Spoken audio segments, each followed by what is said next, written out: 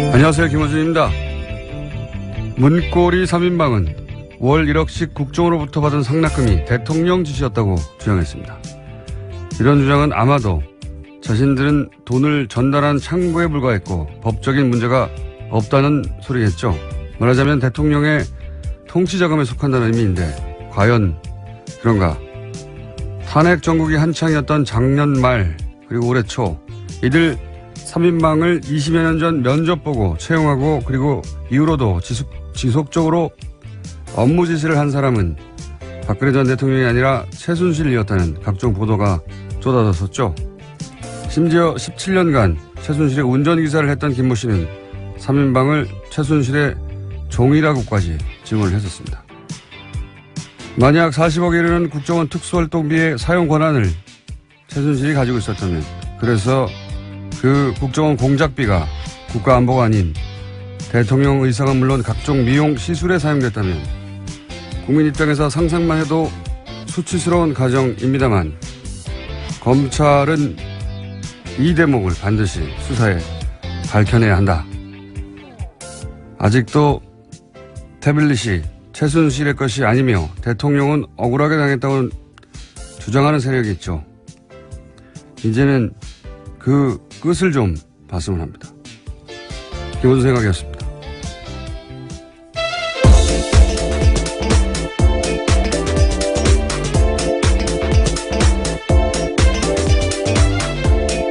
시사인의 김은지입니다.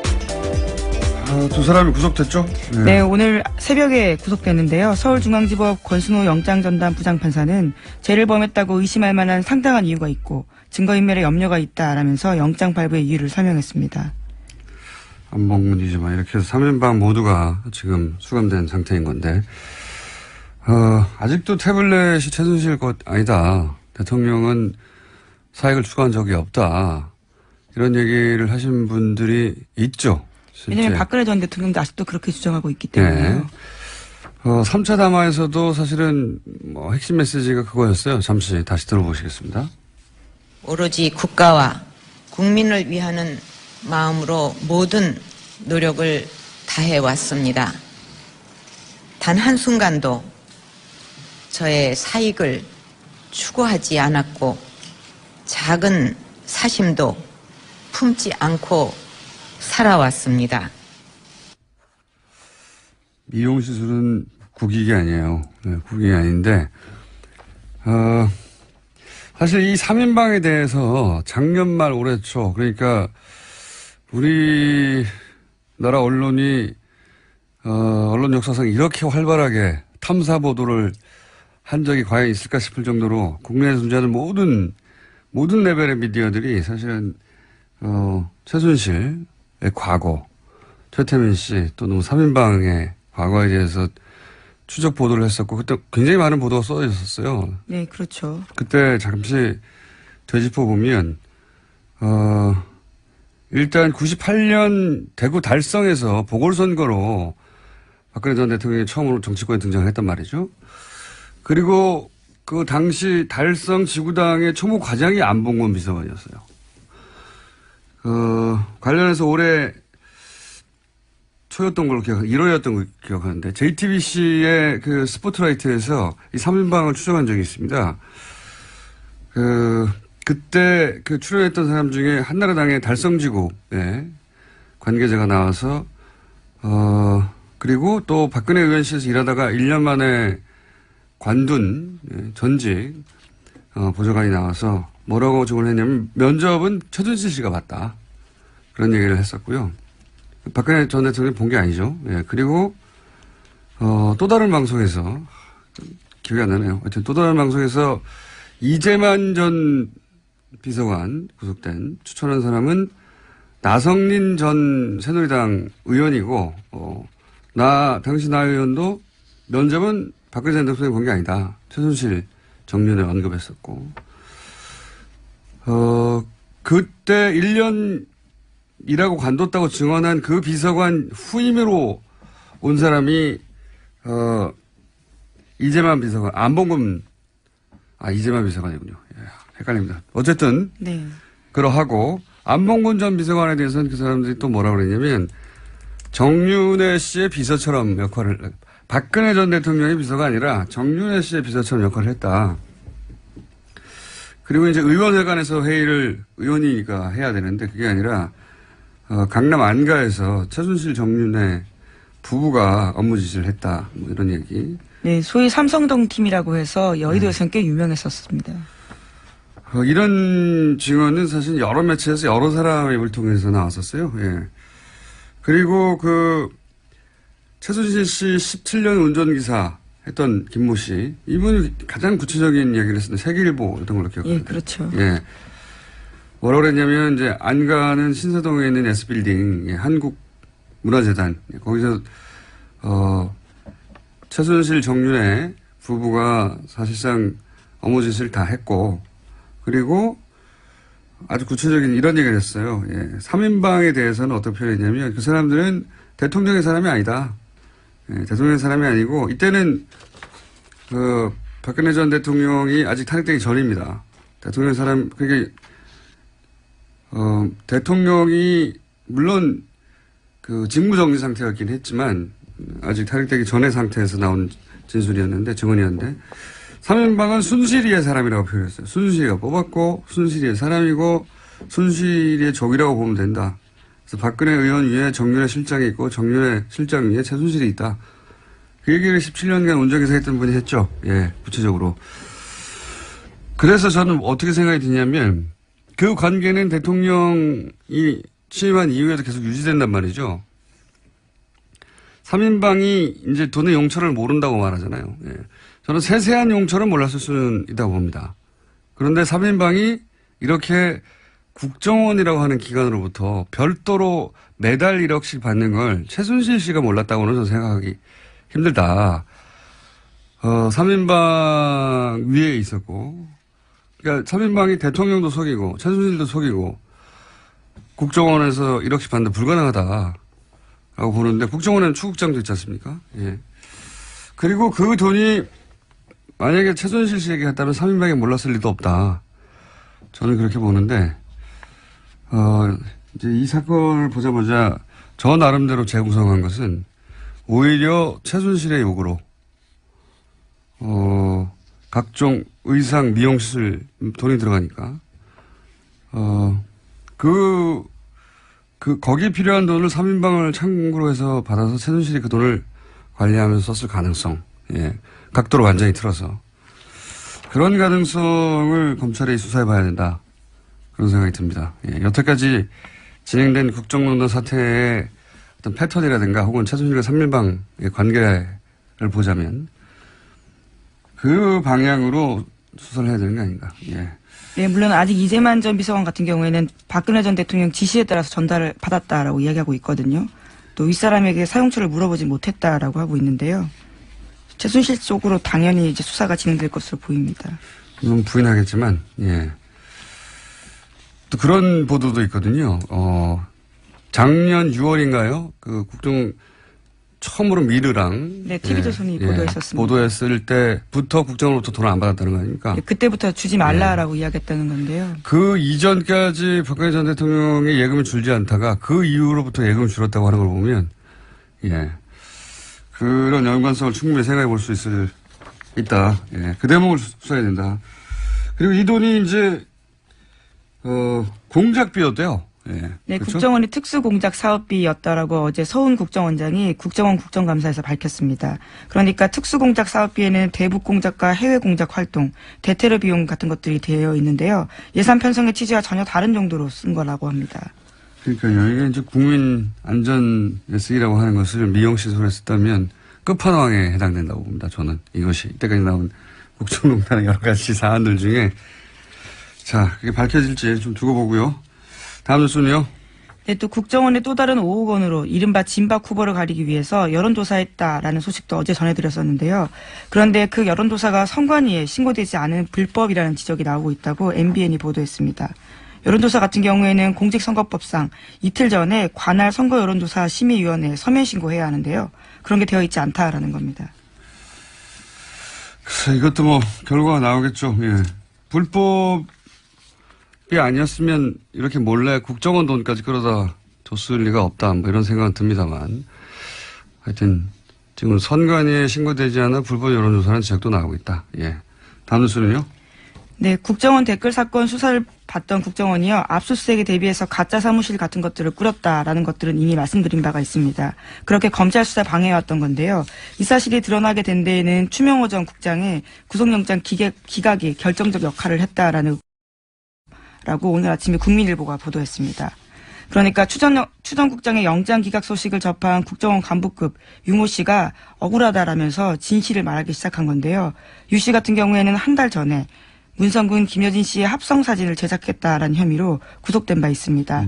그런데 윗선인 추 전 국장은 빠져나가고 지시를 이행한 자기만 구속된 게 납득할 수 없다면서 과거 사건까지 이야기하게 된 겁니다. 나비 효과예요. 예. 추 국장의 기각을 납득할 수 없다고 하는 예. 여론은 뭐 이분뿐만이 아니라 많은 사람이 가졌는데 어쨌든 추 국장은 그렇게 빠져나가는 줄 알았더니 그 기각으로 인해서 더 큰 벌을 받게 되는 예. 대단한 나비 효과입니다. 예. 풀어줬는데 왜 나만 잡아놓은 거야 그럼 하고 화가 나가지고 사실은 밝혀내기 이제 이렇게 자백하지 않았으면 밝혀낼 수 없는 사안인데. 예, 그렇죠. 꽁꽁 숨겨놨던 사실인데요. 네. 4년 전에 댓글 수사팀의 압수수색 때 벌어졌던 사기극에 대해서 이야기하겠다라고 이야기한 겁니다. 이게 밝혀질 줄 몰랐을 거예요. 국정원에서도. 이걸 이제 억울해서 얘기했더니 나비 효과로 추 국장도 사실은 이제 구속영장이 발부될 가능성이 대단히 높아졌고 더 큰 죄로 더 죄가 커져서 그리고 검찰 간부 3명이 동시에 구속영장이 또 발부가 된 거죠. 예. 예, 아직 발부되지는 않았고 이제 영장이 청구가 돼서 됐죠. 예, 네. 영장 실질 심사를 받게 됩니다. 발부될 가능성이 대단히 높다 봅니다. 이것은 예. 사안이 너무 명백해가지고 대단한 나비 효과입니다. 자, 영장을 기각했던 당시 영장 전담 판사에게 저희가 화냈던 것 사과드리고요. 감사드리는 바입니다. 다음 뉴스는요? 네, 또 박근혜 정부 당시 화이트리스트 작성과 지원과 관련해서요. 삼성 미래전략실이 주도적인 역할을 했다라고 이뉴스투데이가 보도했습니다. 관련한 자료들을 입수했다라는 건데요. 허현준 전 청와대 행정관이 정경련에 가장 큰 영향력을 행사해온 삼성과 밀접한 관계를 맺으면서 화이트리스트 특별관리했다라는 겁니다. 아, 참. 평상시 같았으면 이런 뉴스 하나만으로도 예, 포탈을 뒤덮어야 되는 거예요. 이게 그러니까 청와대에서 화이트리스트를 관리하는데 그 직접적인 돈의 집행은 삼성의 미래전략실이 주도하고 관리했다는 거 아닙니까? 예. 삼성이 무슨 국가기관도 아닌데 국정 운영하셨어요. 예. 네, 굉장히 구체적인 진술까지 나오는데요. 기사에 따르면 정경련 한 관계자의 멘트가 있습니다. 김한표 전 삼성 미래전략실 전무가 특정 단체를 지목해서 얼마 지원하라 이렇게 지시하면 삼성의 명령이니 어쩔 수 없이 따르는 형식이었다라는 겁니다. 삼성의 미전실, 최순실 말사진과 관련해서 예, 책임이 그 책임 때문에 지금 구속되어 있는 예. 그 미전실에서 화이트리스트를 집행할 때 집행 책임자였다. 뭐 이런 의미의 기사고 사실은 대단히 굉장한 뉴스인데 포털에서는 보기 힘듭니다. 현재. 예. 이뉴스투데이의 단독이고 굉장히 큰 단독이거든요. 청와대는 최순실이 운영했고 예. 국정원 삼성이 운영했다. 이렇게 표현할 수 있을 정도로 청와대가 화이트리스트를 만들고 정치적으로 그런 활동을 해왔다는 건 뭐 여러 차례 보도됐는데 그 자금의 집행을 삼성의 미전실이 주도했다는 거는 처음 나온 얘기거든요. 예. 네, 또 미전실 관계자 그러니까 미전실 그 전무 같은 경우에는요. 이 정경련 관계자의 멘트에 따르면 청와대를 등에 업고 실질적 그림을 그리면서 실무에까지 관여했다라면서 보수단체는 물론이고 특정 대학생 단체까지 지정해줬다라고 합니다. 삼성 미전실에서 여기 돈 주라 하는 걸 주도했다는 거잖아요. 예. 참네. 이 뉴스는 매우 중요한 뉴스라 포털에서는 찾기 힘드실 텐데 저희가 굳이 찾아서 알려드립니다. 알려드리고 앞으로도 계속 이 뉴스는 저희가 팔로우를 하겠습니다. 다음은요? 네, 어제 방송문화진흥회에서 고용주 이사장에 대한 불신임안이 가결됐습니다. 박문진은 MBC 최대 주주인데요. 이에 따라서 김장겸 MBC 사장의 해임안 처리도 초읽기에 들어갔습니다. 박문진은 김장겸 사장에 대한 해임안도 오는 8일 정도에 임시 이사회를 열어서 처리하기로 했습니다. 고용주 이사장은 뭐 문재인 빨갱이를 외치던 분이죠. 예. 지금 그걸로 재판받고 있는 중입니다. 뭐 그렇게 생각하는 사람이 세상에 있을 수는 있습니다. 예, 저를 사람이 아니라 바야바로 본다든가 사스카치, 예, 츄바카 이렇게 생각하는 사람도 있을 수 있죠. 근데 그렇게까지 굴절된 세계관을 가진 사람이 공영방송을 책임지는 수장이 되면 안 되는 거죠. 박문진. MBC의 최대 주주죠, 박문진. 사실 박문진의 수장이 대통령이 아니라 사장을, 네, MBC 사장을 좌지우지할 수 있으니까요. 네. 지금 드디어 이제 불신임안이 가결됐다. 네, MBC 노조가 지금 파업하고 있는 중인데 그에도 아주 큰 영향을 미칠 것으로 보입니다. 그러니까요. 그런 분이 있을 수 있는데 그런 분이 공영방송을 책임지는 박문진의 수장이 돼서는 안 된다. 간단한 얘기 아닙니까? 이때까지는 근데 그래왔다. 예, 이제 해결의 길이 보이네요. 그 다음은요? 네, 바야바라고 말씀하시니까 생각나는 뉴스가 있는데요. 네, 내일 SBS 김어준의 블랙하우스에서 유병원 전 세모그룹 회장의 장남 유대균 씨를 최초 인터뷰에서 내보낸다라고 합니다. 네. 네, 두 분의 같이 서 있는 모습들이 이미 화면에 나오던데요. 굉장히 놀라운 케미를 자랑하시더라고요. 네, 형제라는 얘기도 듣고 있습니다. 예. 직접 보시면 사이즈가 완연히 달라요. 뼈 없는 치킨 주문해서 같이 드셨나요? 아, 그때 이호 뉴스는, 예, 뉴스성이 있기 때문에 제가 소개해드리면, 내일 밤 11시 하는 블랙하우스 제가 진행하게 됩니다. 너무 대놓고 네. 이렇게 홍보하시면 어떡하십니까? 예, TBS 사장님 절 자르십시오. 예. 근데 뉴스성이 있는 대목이 뭐가 있냐면, 뭐, 자세한 내용은 그 방송 이후에 제가 뉴스공장에서 월요일 날 뒷이야기, 방송에 담기지 않은 이야기 뭐 하겠지만 지금 방금 물어보니까 말씀드리겠는데 그때 유병원 씨와 장남 유대균 씨를 체포할 때 이런 뉴스가 쏟아졌어요. 뭐 그 남녀 관계가 어떻다부터 시작해가지고. 네, 그래서 굉장히 가십성 뉴스가 집중됐습니다. 뼈 없는 치킨을 소심한 목소리로 주문했다라는 게 채널A의 그 유명한 단독 보도였습니다.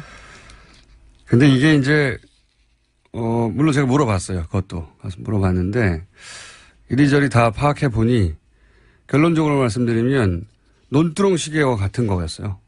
기본적으로. 그런 사실이 아니었고, 그런 뼈 없는 닭을 주문했다든가 그런 일은 전혀 없었고,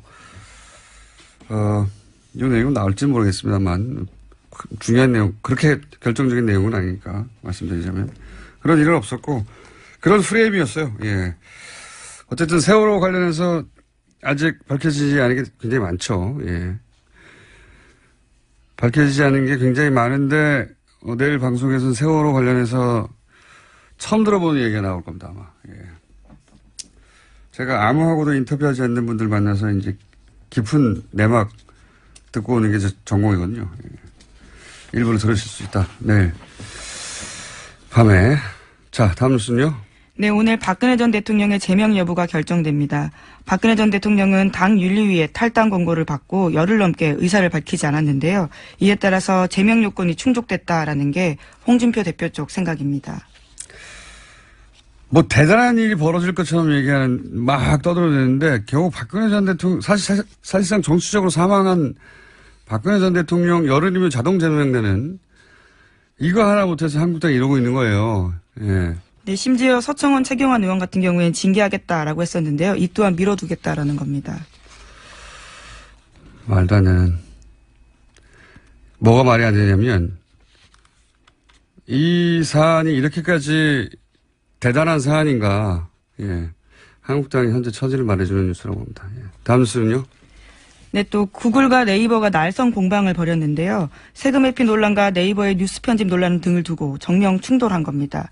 공식 자료와 반박 자료 등을 내면서 잇따라 설전을 벌인 건데 구글 코리아가 어제 네이버의 이해진 창업자가 국회 국정감사에서 한 발언이 매우 유감이다라고 밝히면서 시작됐습니다. 재밌는 대결입니다. 이것은 네이버하고 구글이 이제 뭐 세금을 내네 어쩌네 그 네이버 쪽에서 구글은 제대로 된 세금을 내지 않는다. 고용 효과도 별로 없다. 이런 공격을 했고, 왜 구글을 여기다가 끌어들였을지 모르겠어요. 그랬더니 구글 코리아 쪽에서는 세금 다 내고 있고, 고용도 수백 명 하고 있다. 그러면서 역공을 한 게 이제 구글 검색은 객관적이다. 네, 예. 그렇죠. 100% 알고리즘 순위에 기반하고 있고 금전적 또는 정치적 압력에 영향을 받지 않는다. 이렇게 주장했습니다. 그러니까요. 먹이는 주장인 거죠. 당신들은 그런 영향 받는 거 아니야? 그런 의혹이 많잖아. 이런 먹이는 것이고. 세금 관련해서는 모르겠습니다. 세금 관련해서는 이해진 창업자가 전 의장이 뭔가 나름의 근거를 가지고 한 것인지 아닌지 그 대목은 제가 판단할 정보가 없고, 다만 검색에 관해서 네이버가 구글에 대해서 뭐라고 할 수는 없는 사안 아니겠는가. 사실. 이거 한번 다뤄봐야 되겠네요. 네이버의 검색과 구글의 검색은 어떻게 다른 것인가요? 굉장히 재밌는 주제인데.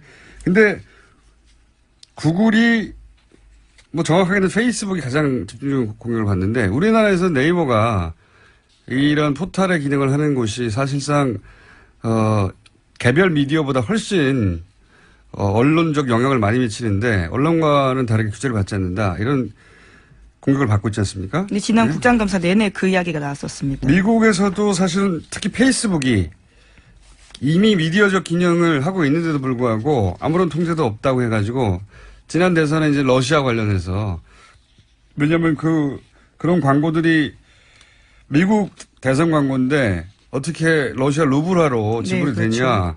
이거 러시아가 미국 대선에 개입한 것인데 그걸 다 이런 페이스북이나 구글, 트위터 광고를 통해서 한 거 아니겠냐. 그런데도 제약을 받지 않는다. 우리하고 유사한 논쟁이에요. 네, 미상원에서 10월 31일부터 사흘 동안 관련된 청문회가 열렸는데요. 정확히는 러시아의 미 대선 개입 의혹 관련된 청문회였는데, 그러니까 구글, 페이스북, 트위터 3사 관계자도 소환해서요. 그와 관련된 문제를 따져 물은 겁니다. 여기서 근데 핵심적으로 타겟이 되고 있는 건 페이스북이에요. 페이스북의 기능 때문에 뉴스를 게재하고요. 링크로. 네, 지난 대선 당시 페이스북의 러시아 관련 계정이 작성한 정치 게시물을 받아본 미국 사람이 1억 2,600만 명에 이른다고 합니다. 그래서 이제 우리가 네이버에 검색어나 네이버의 뉴스 편집에 대해서 문제 제기가 계속 지속적으로 있는 것처럼 미국에서는 페이스북이 주요 타겟이 되고 있는데 사실 유사한 논란입니다. 네, 미국에서도 구글이 언론사인지 아닌지 명확히 하라라는 추궁 당했는데요. 구글 같은 경우에도 구글은 언론사가 아니다라고 주장하고 있습니다. 플랫폼이라고 주장하죠. 예. 예. 근데 구글은 이렇게 말할 여지가 많이 있습니다. 뉴스 제목을 편집해서 재배치하고 이런 게 없거든요. 구글에서는 뉴스 검색이 될 뿐이지. 자, 유사한 논란이 있다. 이 사안 한번 또 다뤄봐야 되겠네요. 예. 구글과 네이버. 여기까지 하겠습니다. 시사인의 김은지였습니다. 감사합니다. 지난주에 이어지는 시간입니다. 네. 저수지 게임이라는 영화가 있었습니다. 이제는 내려갔지만. 제가 제작자였습니다. 이제 내려갔기 때문에 제가 말하겠습니다. 근데 거기서 어떤 사건을 문제 제기했냐면 농협에서 210억을 대출한 사건이 있었는데 이게 권력형 비리가 아니냐 하는 문제 제기입니다. 간단하게 말하자면. 그런데 이 사안에 유일하게 관심을 현재까지는 구체적으로 가지신 의원님이 한 분 계시죠. 더불어민주당 김현건 의원님 자리에 나오셨습니다. 안녕하십니까? 예, 안녕하십니까? 네. 이게 이제 농협 대출 사건이다 보니까 본인이 의성 한우협회장 저희님 하신 농민 출신으로서 농협 해가지고 눈에 꽂히신 거죠, 이게? 그렇죠. 그것도 예. 상호금융. 예. 예. 지난주에 이제 들으신 분들도 있으시겠지만, 이제 일주일이 지나서 복잡한 사건이라서, 제가 다시 한번 간단 요약을 하겠습니다. 농협이 2008년에 캐나다에 부동산 투자를 합니다. 예. 예. 그리고 나서 총 210억을 날립니다. 예. 예. 그러면, 2천만 원도 끝까지 받아내거든요. 예. 은행은 200만 원도 끝까지 예. 받아내고, 210억을 날렸으면 어떻게든 끝까지 받아내려고 했을 것 같은데, 예. 그런 노력이 거의 안 보인다. 이상하다. 그렇죠. 예. 게다가 그 돈은 상호금융특별회계라고 하셨던 거죠. 예. 예. 그게 이제 생소한 용어인데 말하자면 단위조합. 예. 네. 그러니까 농민들 돈이라 네. 이 돈은 농협 역사상 투자해 본 적이 없는 돈이었는데 투자에. 그렇죠. 매우 안전하게 운행하는. 네. 근데 이 돈을 이때 유일하게 투자한다. 예. 예. 요 대목에서 꽂히셨다고 해요, 의원님은. 예. 아니, 이 돈을 왜 썼지? 예. 이 돈이 날아간 겁니다. 그런데 40년간 한 번도 적자를 낸 적이 없던 그 대목, 근데 요때 이제 적자를 낸 거죠. 2008년도. 예. 돈을 막 날리면서 얼마를 적자를 냈냐면 1,800억에 가까운. 예, 1,777억.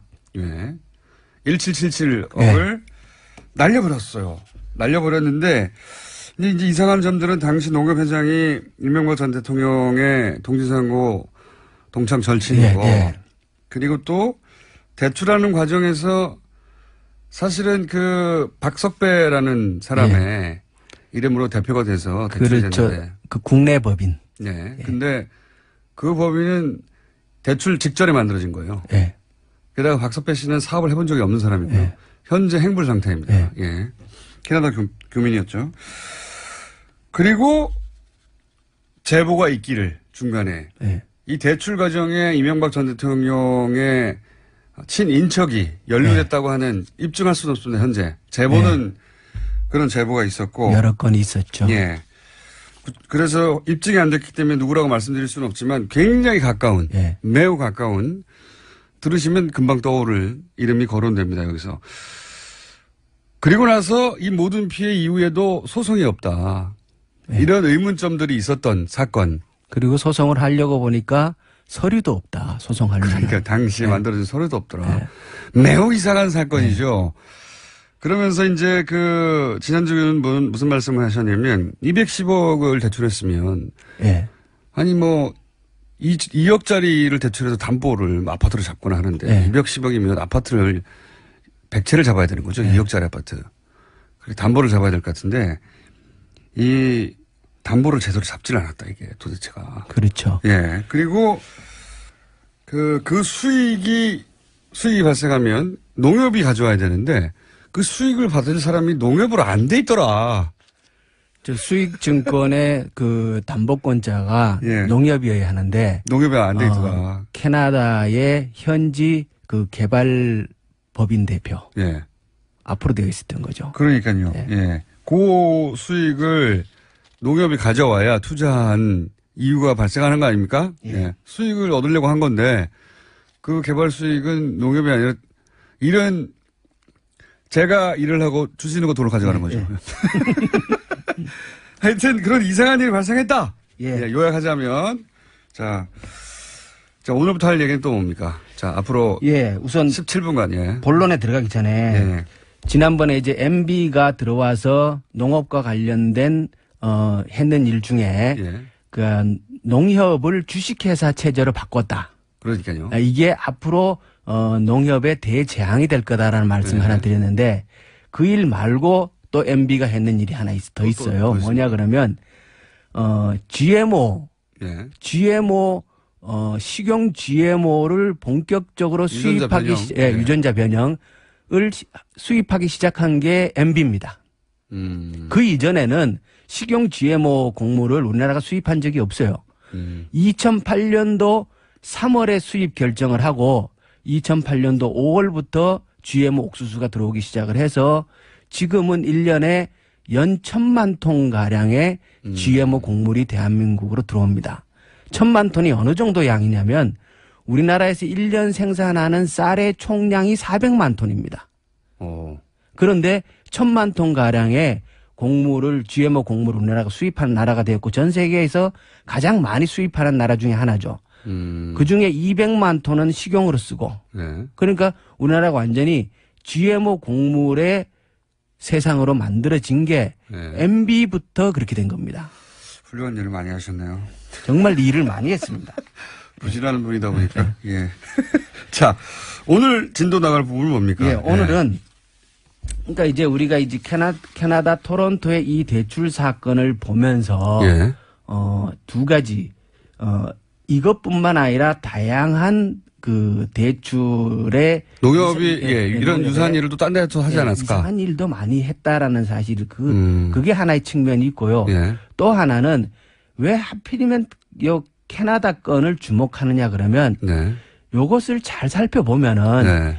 진짜 이게 MB가 관련이 있는 건지 예. 없는 건지를 확인해 볼 수 있다. 제 주장이 그겁니다. 예. 액수가 예. 210억이면 물론 210억이 작은 돈이 아닙니다. 예. 하지만 자원 얘기가 막 조 단위로 나오고 있거든요. 그렇죠. 근데 왜 210억이라고 하는 작은 규모의 이 대출 사기 예. 사건에 관심을 가지느냐. 예. 요 사건을 잘 들여다보면 요 사건이 이명박 전 대통령하고 관련이 만약에 있다면 예. 만약에 있다면 아 이렇게 했구나 하는 구조가 나오는 겁니다. 예. 저는 처음에 그게 안 보였어요. 안 보이셨구나. 안 보였는데 제가 왜 관심 가지겠어요?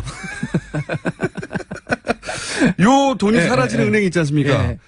요 돈이 그게- 사라지는 은행이 자원외교 때 등장한 은행하고 똑같은 은행이에요. 예. 계속해서. 그러니까 이게 이제 나눠서 얘기를 하면요. 예. 210억이 가면서 160억 원은 수익증권으로 네. 가고 예. 나머지 돈이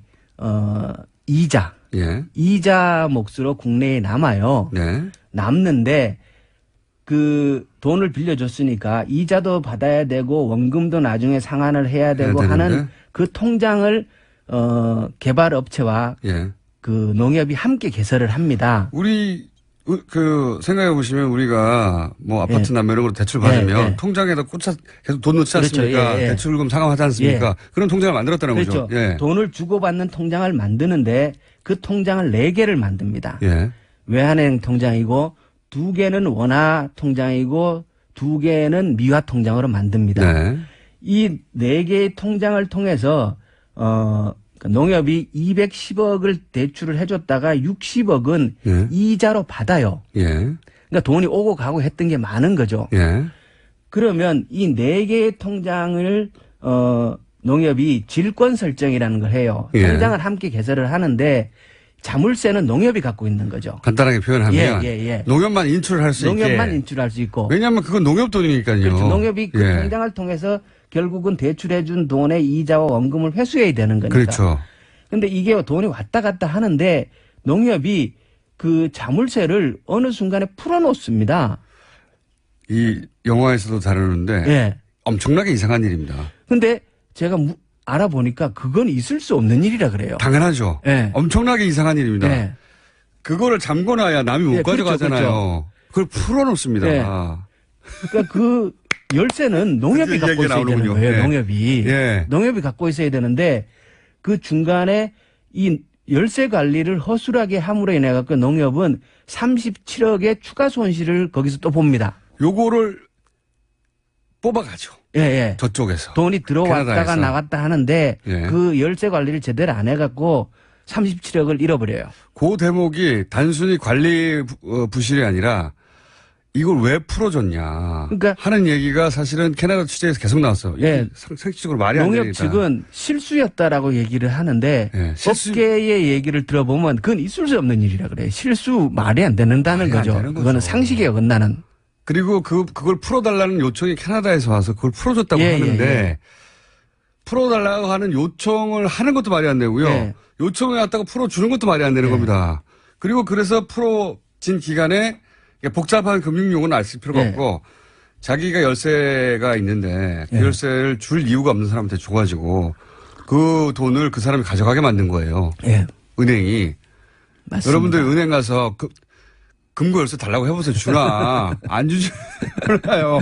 그거 가져간 거예요. 이게 말도 안 되는. 근데 이제 이게 뭐 질권 해제니 재설정이니 이런 복잡한 용어로 나오다 보니까 헷갈리는데. 이게 예. 아까 얘기했던 160억 원에 대한 수익증권에 그거에 대한 담보 설정도 안 해갖고 160억 원도 홀랑 날라다 먹었고. 예.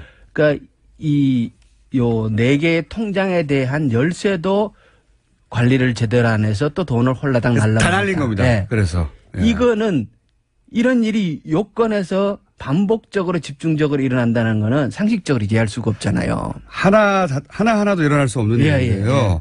돈을 빌려줬는데 그 수익을 받는 사람은 다른 사람을 해줘. 그렇죠. 그 다음에 열쇠를 자기가 쥐고 있어야 하는데 열쇠를 남을 줘. 예, 예. 말이 됩니까? 이 두 가지가 한꺼번에 일어난다는 게 그래서 모든 금액이 다 날아가는 거예요. 말하자면. 그렇죠. 결국은 그래서 다 날려 먹는데. 이게 안 이상합니까 이게? 예. 예.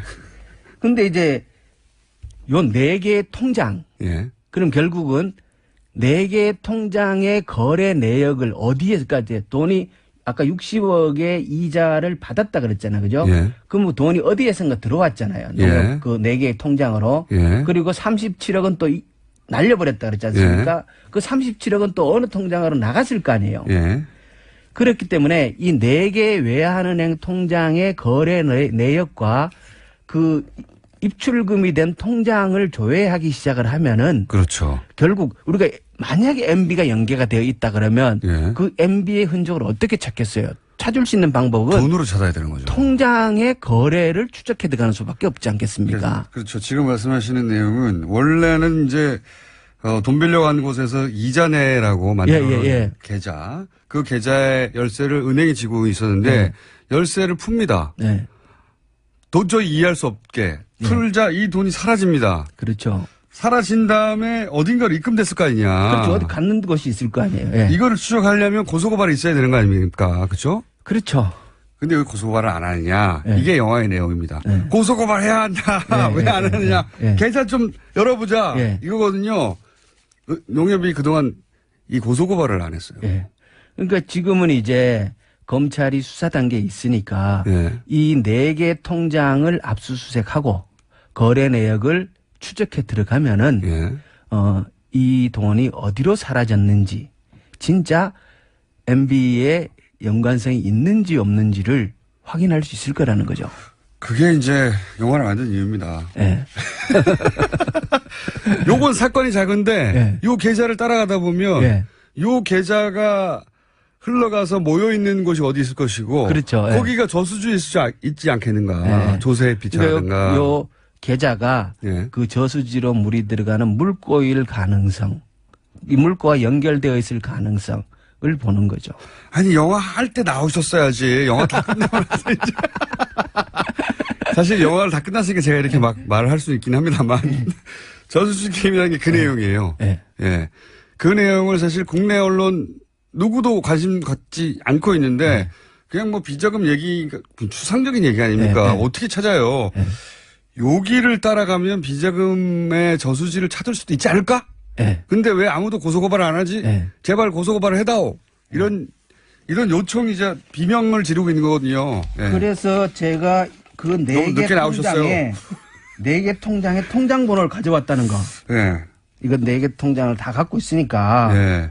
아마 조사를 하자. 네, 조사를 해달라. 게다가 또 의심하는 것은 이 물론 대출과 그리고 대출을 해소하지 못한 그리고 나서도 고소고발을 하지 않은 네. 전체 상황도 다 이상하지만 이 상대 거래은행이 RBK라는 것도 저는 대단히 이상한 겁니다.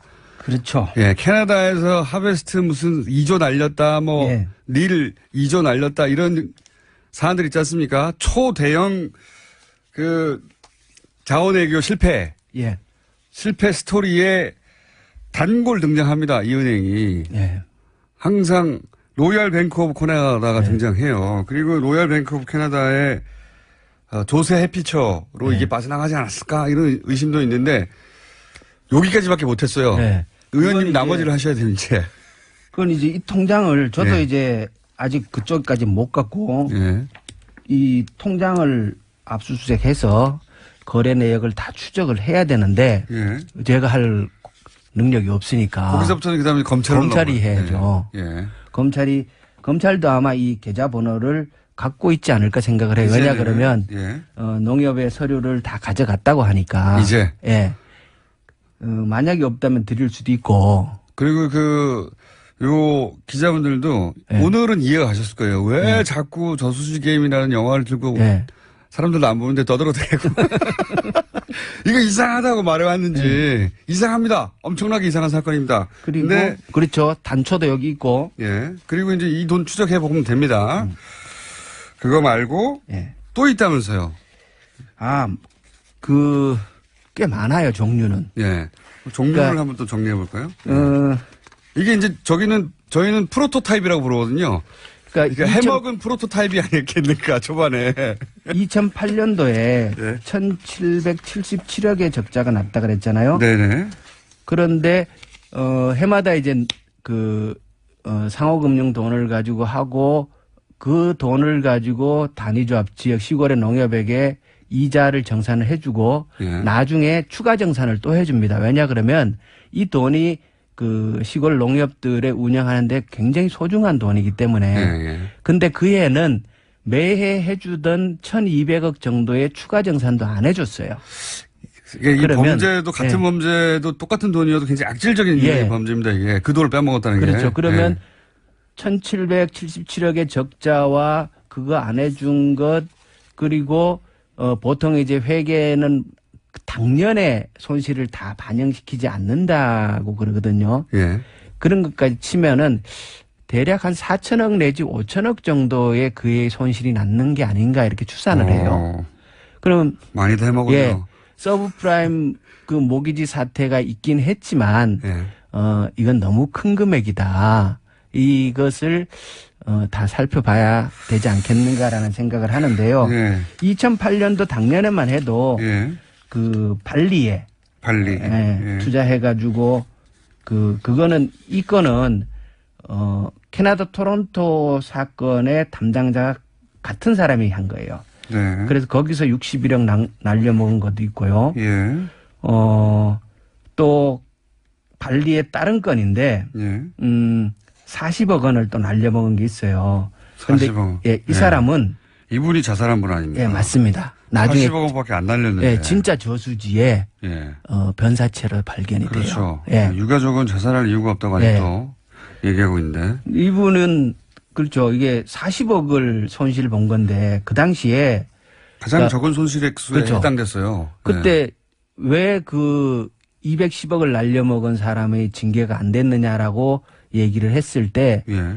뭐 그 당시 그때 분위기상 흔히 손실이 발생했다. 예. 그래서 특별하게 징계를 서두르지 않았다. 뭐 이렇게 얘기를 했거든요. 그러면 40억밖에 40억은 왜 변사체로 발견되냐는 거예요. 그러니까요. 예. 그리고 그 텍사스 유전 개발에도 참여했고 예. 여기는 또 160억을 날려먹었고 이런 사례는 예. 굉장히 많아요. 100억대 이상 예. 예. 대부분. 이분은 가장 적은 액수에 해당되는데 손실액 중에 치자면 40억. 근데 이분이 자살했습니다. 그래서 굉장히 의혹을 가지고 이 있습니다. 자살건도 좀 석연치 않은 구석이 있죠. 네, 있습니다. 근데 이게 이제 워낙 종류는 많고 근데 금융이라는 게 또 뭐 예. 손실 보는 것도 다반사한 일이긴 하니까. 맞습니다. 예. 거기에 이 사건에 어려운 점이 있습니다. 예. 국내에서는 예. 투자 실패였어요. 예. 사안이. 캐나다에서는 분양 사기였어요. 예. 둘 사이에 아무런 연결고리가 안 보이는 겁니다. 예. 이 자세히 들여다보지 않으면. 그래서 이제 각각의 나라에서 각각의 방식으로 처리가 됐지 둘 사이에 어떤 권력형 비리의 냄새를 맡기는 굉장히 어려웠어요. 근데 이렇게 연결해 놓고 보니까 그 점을 이용했다. 예.